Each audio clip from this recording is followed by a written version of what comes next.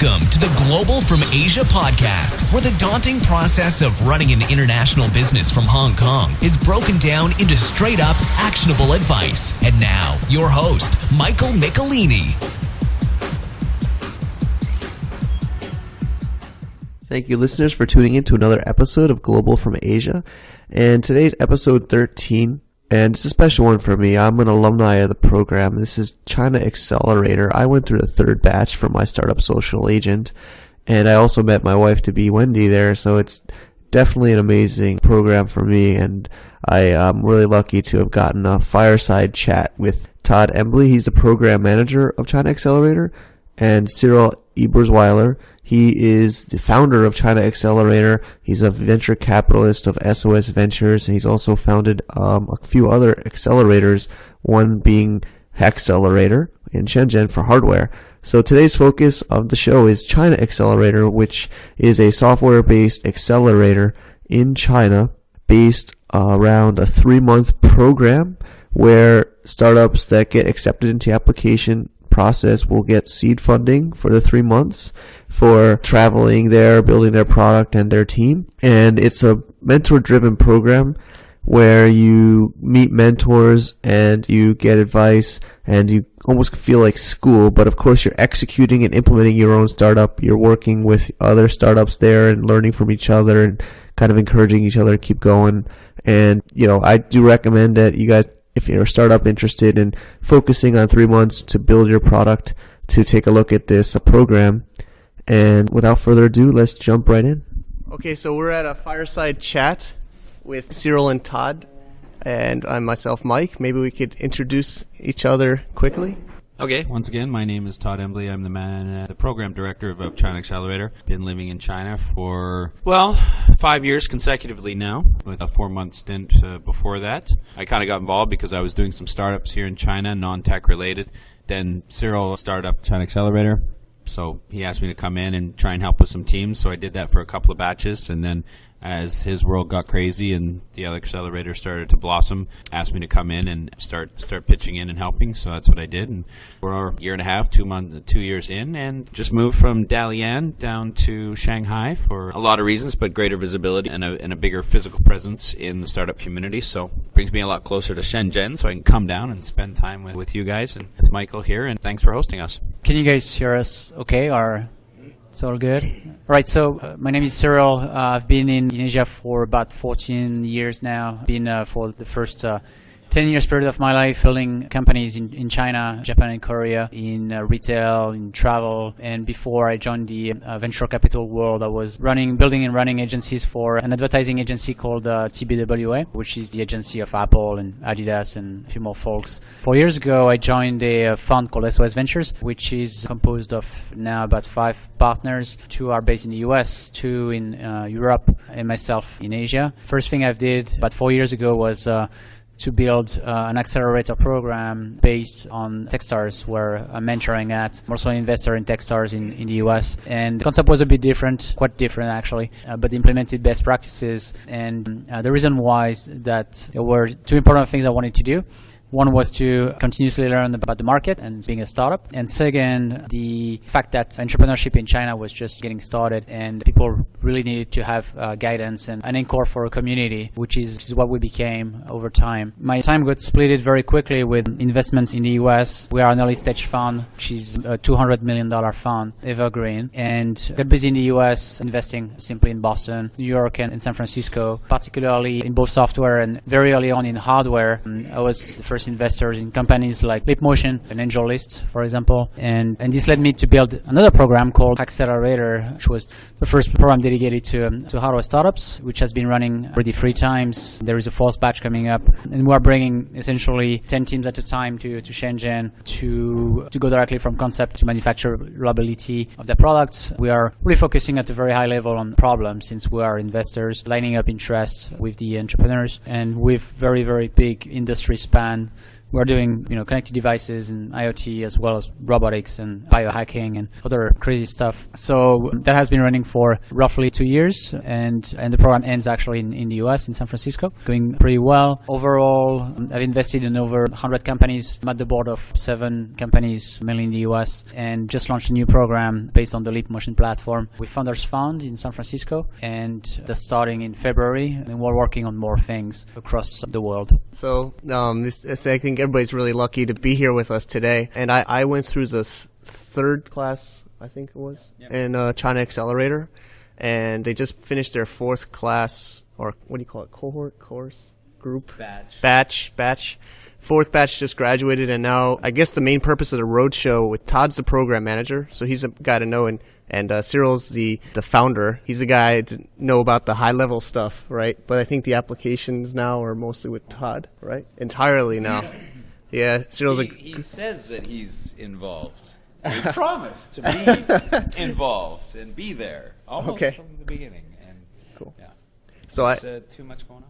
So I went through the third, and it was up in Dalian. So now it's in Shanghai, and it will be the first time in Shanghai, right? The fifth batch. So actually, maybe I'm curious the answer too. So maybe you could explain the process of that, the move, and the pros and cons, or the benefits. Yeah. So I think, part of the reason of even being in Dalian in the very beginning was it was the serendipitous space or physical location where Cyril met Sean, which is kind of an interesting story in itself. And they were both doing companies in the same building, and I think it just made sense to kind of do it there, because when you're traveling around the world a lot and you already have to be in Dalian to see one company, it just makes sense to kind of double up.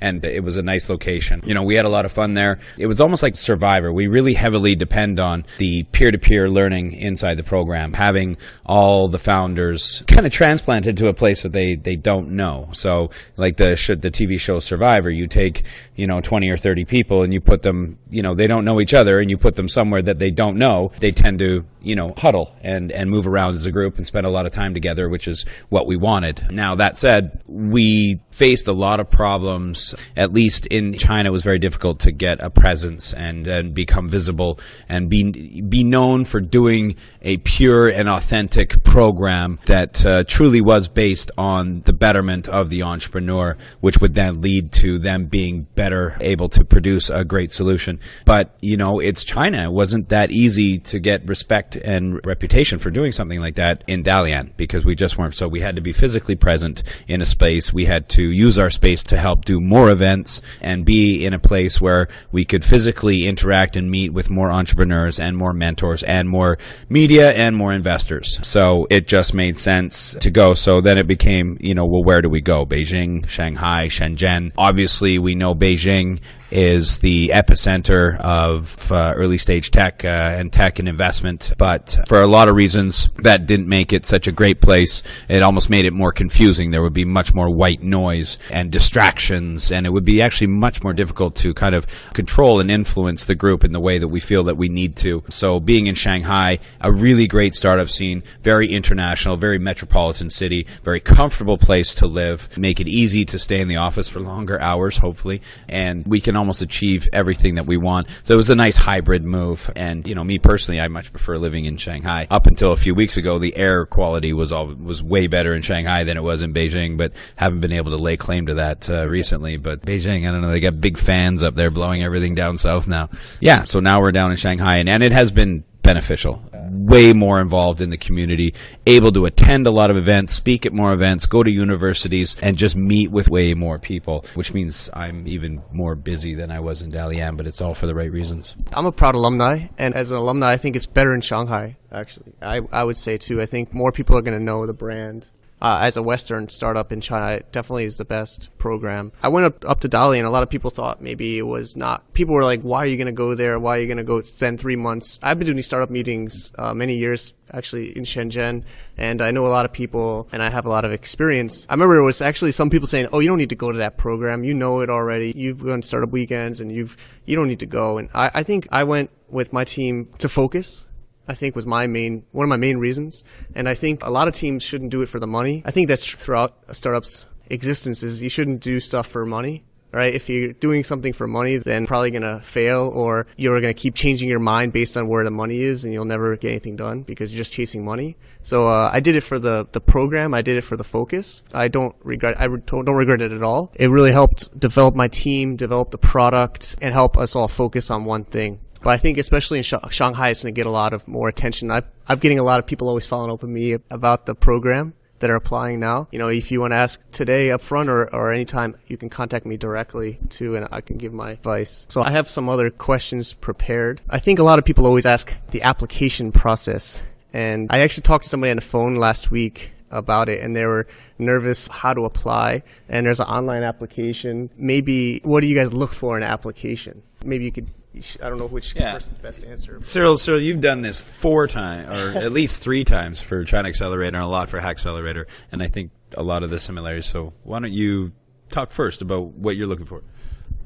Sure. So it's just going to be quite basic about what general investors are looking at. And so I think most of you guys already know the drill about making a good impression anyway toward investors. Keep in mind that a program of no matter what, US programs or Chinese program and whatnot, are all venture funds. They are just little small funds that have a higher cost base actually. But fundamentally you have to think about it as, you know, as a fund, and you are going to face investors, professional investors, hopefully running those cases if it's not, you know, government-led type of thing. And so it comes down to, you know, what investors are looking for. It's always the team, product, and market that they'll be looking at. So the team being first, the most important thing that you should show to investors in general is what is your unfair advantage. What makes you today the expert in what you're doing, makes you special, and makes you being able to understand what it is that you're doing and why it makes sense. And, you know, there are lots of noise and lots of entrepreneurs these days all over the place, and some of them are attacking markets that they have no idea about, which is fair enough. Sometimes it can, you know, fare pretty well with a very, very different angle onto a specific industry, but you at least have to come up with a certain angle of expertise out there, possibly through experience, ideally. And so, you know, many years in an industry and disrupting it is a good idea, if not through making some serious customer development, and show that even though you are not there yet, and, you know, it will require way more work, pivots and whatnot, that you do know what it takes to do customer developments or business developments, and listen to people. So that's on the team side. What helps really, and the thing that you see more and more is actually videos, including to, you know, pitching regular investors. People like to see other people. It helps to get an idea about the seriousness of what you're doing and your creativity to some extent. Actually, it's pretty interesting to see people shooting themselves and shooting videos and making videos about what they're doing. It helps to simplify and see how they explain what they are doing, if it makes sense. Then, you know, after it's product and market, well, showing that you have a demo is the very bare minimum you can do nowadays for applying to a program. For investors, early stage investors, they will require a whole more product details, and, you know, having launched already something, getting some kind of validation somewhere. That's the investor level. At program level, you can just, you know, show that you can build something with your hands is the minimum. So there is no excuse with, hey, we're, you know, conceptualizing something, and at some point maybe, you know, it will go on the market. Well, it's just, you know, as good as dead. The only way to test your market is to throw something at it and work with it along the way. So no excuse in not building things. And then finally, there is a market question, which can be a rough one, and investors are very quick to dismiss things tackling small markets. Accelerator programs in general will eventually think a bit differently about this question, because the goal is also to sometimes reassess the market, resegment it, or, you know, think forward, creating a market and whatnot, changing the market entirely eventually, since it's really time to experiment and take some, you know, some input from mentors, good or bad, and weed things out. When it comes down to investors, though, not tackling a big market or a market big enough that investors will be interested about is recipe for not getting investment. And so in software, you can always quite often digress from your existing market and try to, you know, tackle something bigger or show there is something bigger. For hardware is a lot less forgiving, actually. You know, from the get-go, you know if something is a big market or isn't. Pretty cruel, since, you know, you have companies or products that can scale some shape or form and not in others, that could decide, you know, whether you are building a lifestyle business, which is completely fine, versus a scalable startup, you know, that needs to grow. Accelerators, again, are funds, so they will likely prefer the latter and try to get returns out of the few successes that they will get through. They won't necessarily dismiss the lifestyle business sometimes, because it could grow to a decent business that could eventually become something. Keep in mind that having revenue no matter what is what's gonna save you from death. And so starting somewhere is better than just trying to shoot for hyper growth and not surviving it, because in consumer, for example, the old 100,000 users is the new million users, and the million users is the new 10 million users these days, and nobody's going to invest in your company even though you have 100 million page views. Nobody cares about that anymore. It has to be 100 billion page views. So it's pretty tough out there. But anyway, yeah, so team, product, market, that's all there is. All right, thank you. You really kind of have to represent yourself as somebody who can be leading a large company, who's somebody who has the professionalism, the hustle, the understanding, and has put in the work, and the work ethic is there. Obviously, that you're somebody who can run a great business. You have to put that on display. Otherwise, if you don't strike me as somebody who can run a very expensive, business that has many employees and has taken a lot of people's money to fund, I have to get a good feeling of that. And if you're the CEO, but you don't strike me as somebody that is the CEO of a $10 million company or a $100 million company today, and I don't foresee you turning into that person in the future, that already kind of creates doubts in my mind. But anyway, I'll leave it at that. Geeks on a Train still happening? Yeah. Yeah. That was one of my favorite parts, was GOAT, G-O-A-T. It was 10 days, and we started in Dalian, and we took overnight train to Beijing for a few days, and then meet mentors, go visit companies. Actually, that's where I met my wife, actually. And then you go down to Shanghai on the train, another overnight train on the slow train, and then more meetups, more co-working spaces, more mentors, and then a flight, no more trains, a flight back to Dalian. But I know this format's got to change this time, but that was something that was really another amazing part of the program that I'll let Todd talk about a little bit. Yeah. I mean, you basically covered it. So, and Cyril created it. So I was drunk. He was really hammered and just came up with. He ended up on a train. I'll let him describe why he's doing it. I think this time, we have to try to figure out, now that we're in Shanghai, how we going to do this. So I think we'll just kind of manipulate where the flight portion is, and then where do we want to go? Do we want to maybe go out to Hangzhou for a few days, do the Taobao, Alibaba, meet with them, do something maybe with Zhejiang University or something, and then do we? Then just by train, or would we maybe just go down to here, like go down to Guangzhou or something like that by train, but then do a bit of a longer flight up to Beijing and then come back down or something like that. But the whole, I'm gonna let you describe why you came up with it and what the point was, because it's still the same today. But he came up with it, so better you describe why. Well, it's very simple. The idea was always to meet up face-to-face with mentors in the community, since a lot of good things happen when people meet up together. And so it was just really a way for people to get full contact with mentors. And yeah, we don't talk so much about what's going on in the program, I guess. And obviously mentors and mentorship in general is the main point of it. The management and things happening on day-to-day basis and whatever. But mentors are really putting in lots of their experience, resources and connections to people. It's free advices, take it or leave it. But it's not only that, it's lifelong relationships, and they also have, for the most part, been there, done that, and are able to really help out in many ways possible in different times, different period of time during the life of a startup. And actually many months or years later, all those startups are still in connection with those people, which is pretty amazing.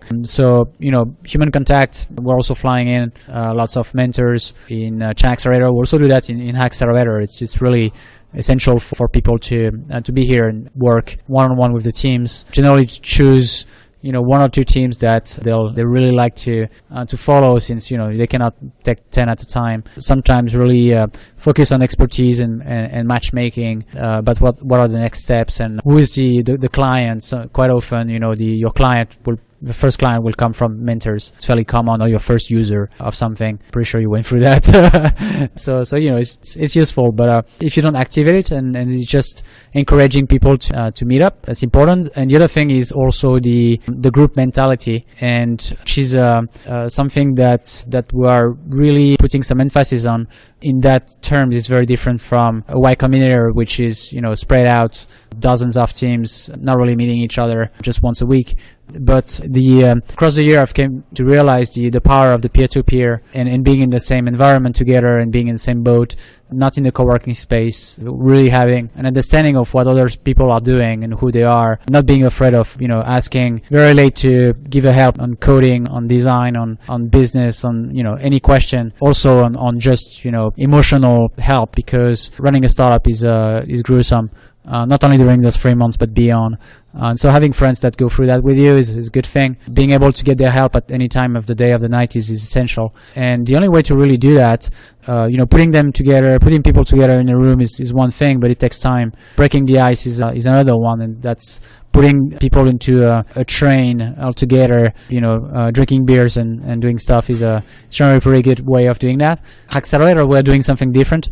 We are shuffling the teams for the first week and organizing a hackathon so that people know exactly what precise skills there is on the other side of the table. Overall, we came to realize that the peer-to-peer was sometimes more important than the mentorship and mentors themselves. So that's, Geeks on a Train is a great way to break boundaries between people. Thank you, Cyril. See, what led into my next point is the mentor network. I definitely think that's a differentiator. Yeah, so the question, how many? I think we're up over 70 at somewhere in there. Not all of them are listed on there. I'm not even sure if Cyril's listed on there. A lot of them, potentially for other reasons, like being heads of other accelerators in the West and stuff like this, may not want to be listed, but we're all kind of friendly at the higher level, so they're more than willing to come on, do webinars and participate and things like this. And then being in Shanghai, I've been able to get out, and I've been doing some events, and I've actually been running into a lot more of people. So, the mentorship thing is something that was carefully sculpted and put together by Cyril. It has a lot to do on our side of maintaining the relationships. We have to do a lot of work to make sure that deal flow goes both ways, because when the teams come into the program, we need to petition them to now spend time philanthropically with those teams. And they're willing to do that for two reasons. One, because we have a relationship and we feed deal flow back and forth. The second is they know that we're an authentic program who does things the right way, and they do firmly believe that being involved with us is good, and that it's promoting and doing things for the ecosystem here in China, which will eventually do well for them as investors or in other ways that they're taking advantage of the ecosystem here in China or trying to use it and being a part of startups in general. So that's a big part of it. Generally what happens, for those who want to know, is a team will come in, and like we ask them to go through the list and try to pick your dream team of advisors. But we would encourage you not to pick more. We'll ask you to pick 7 or 8, because what we're looking for is 5, really. 5 mentors. So you send them to me.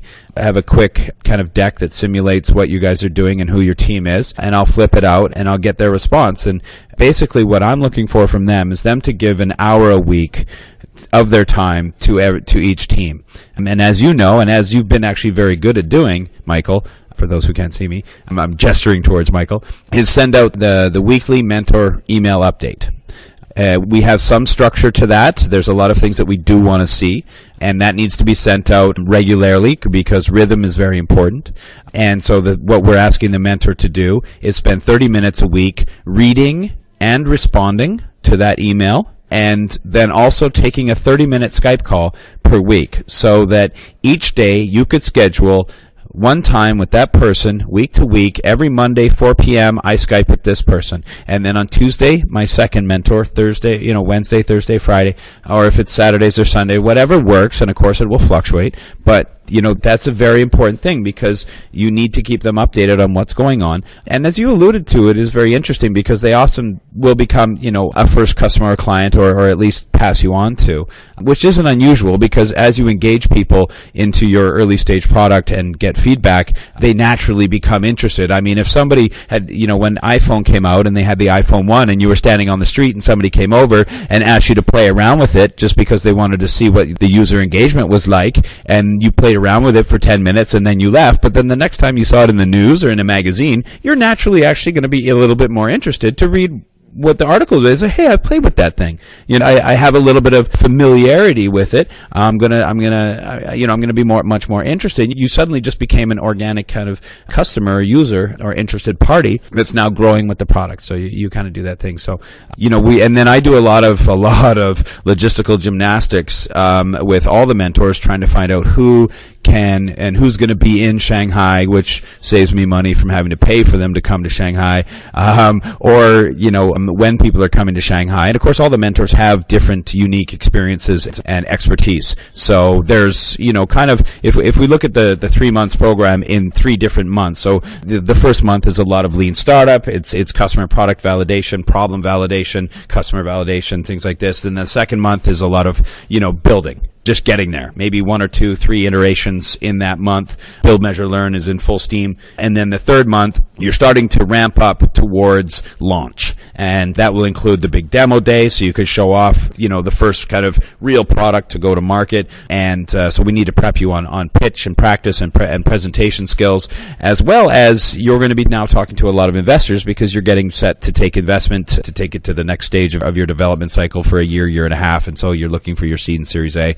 And so that means understanding all the legal and the terms and the financial stuff like that. So obviously the mentors who have done different things in their lives are able to contribute much more and more effectively at certain stages of the program. So I'm also factoring that in as well, trying to make sure that, and it is a big, gymnastical event to try and make it all happen. But hey, that's what I'm there for. I don't really normally like structure, but I wanted to have it for a few months. It was almost like school. So you have a different mentor or speaker, but usually a mentor that was coming on site or Skype, and they had a topic. So it was trying to be balanced of technical guys. They weren't teaching you programming. So I know I've had some people ask me, do they teach you programming? They don't teach you. Hopefully you have a programmer on your team. That was a question actually somebody asked me. But hopefully you have somebody technical. It's more, maybe it'll be a technical mentor to explain how to deal with the technical of a startup. The beginning of the week we had the one-on-ones.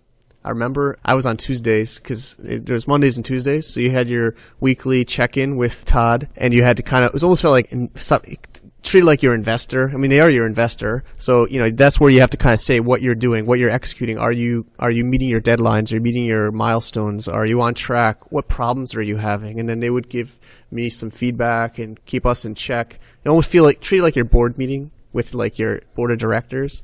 And then the end of the week, Friday afternoon, was when you status check and go into the meeting with all the other teams. And that was where it was a P2P. And that was where we had to share what we were doing.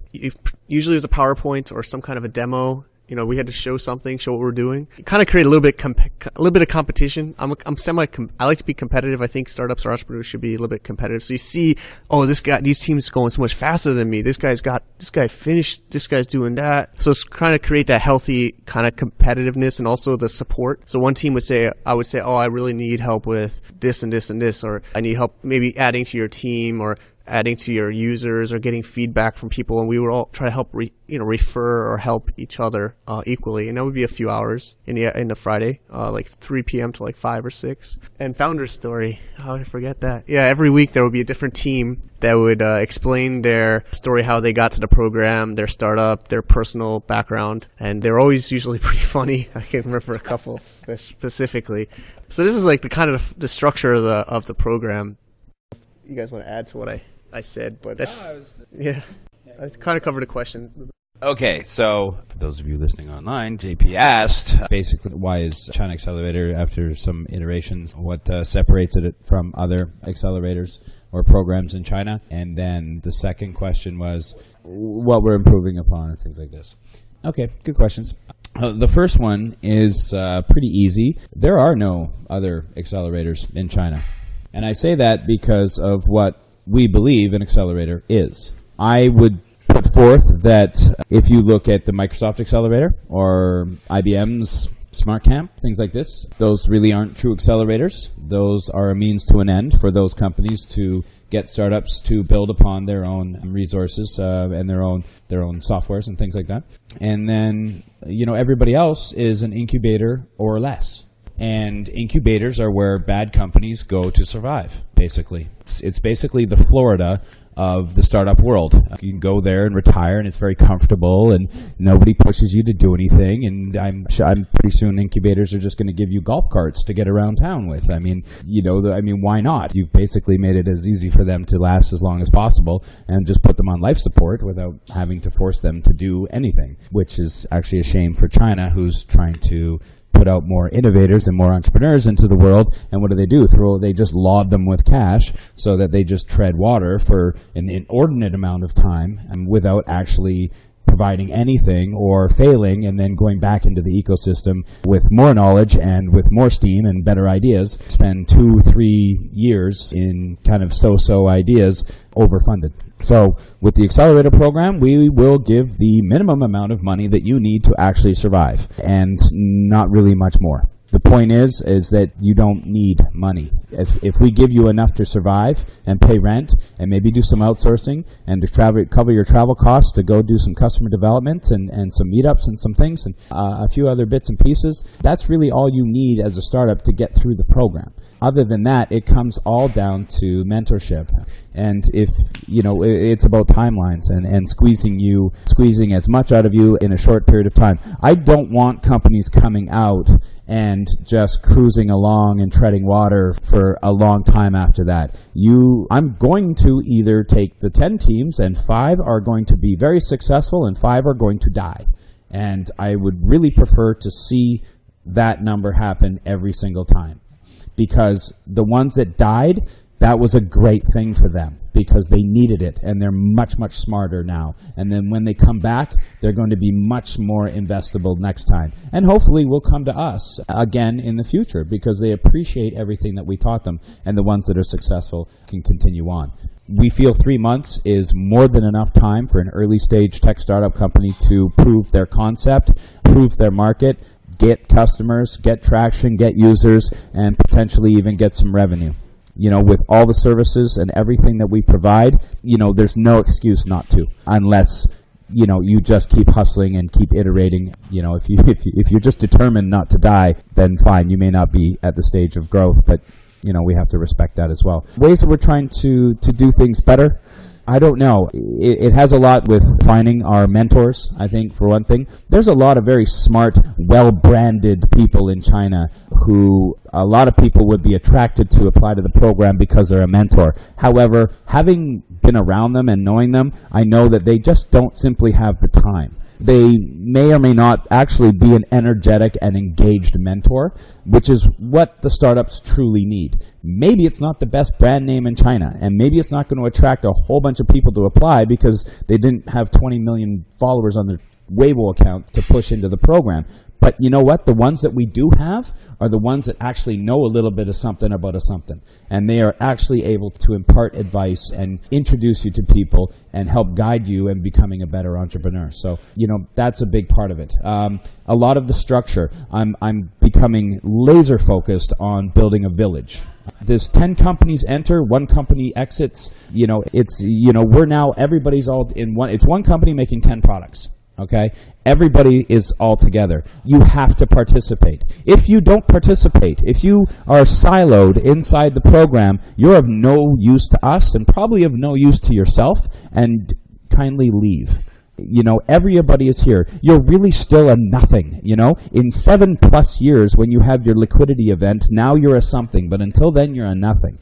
So, participate, be involved, help out, understand the rules of the game and why you're there. Because part of keeping it to 10 companies in the program instead of 85 like a Y Combinator is the fact that we can put intensive energy into you, and everybody else can get to know each other really well and have all that movement of expertise and knowledge and network. And if there's one broken link in the chain, well, you know what that means. So, really kind of focusing on that and becoming laser focused on that, which I'm going to have to do now in Shanghai, where there is a lot more of the white noise and distractions. That's going to be a fundamental thing and expectation that I'm going to have to deliver very clearly in the very beginning of the program.